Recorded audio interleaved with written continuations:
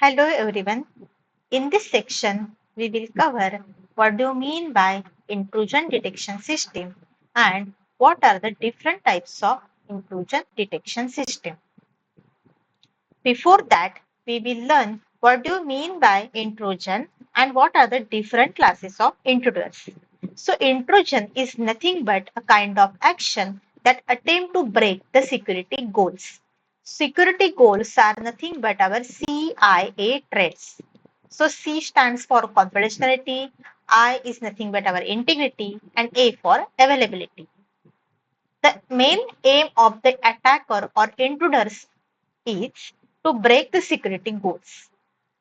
So there are three classes of intruders and we have the two users. The first one is authorized user and the second one is unauthorized users.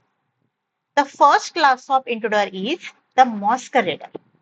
In case of masquerader, unauthorized party, that is illegitimate user, pretends as authorized entity and they are trying to break authorized user account. In second one, Misfeasor. In case of misfeasor, a legitimate user misuse his or her privileges and access the resources that is not authorized.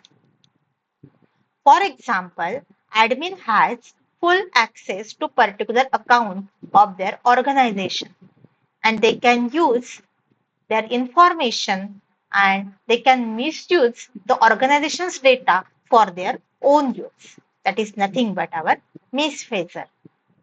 The third type of intruder is clandestine user. In case of clandestine user, any unauthorized entity can retrieve the information in private mode. So no one can know any unauthorized party has access to your account. That kind of user can be considered as clandestine user, as a clandestine intruder. So intrusion is nothing but a kind of action, set of actions that can break our security goals. And we have learned what are the different types of classes of our intruders.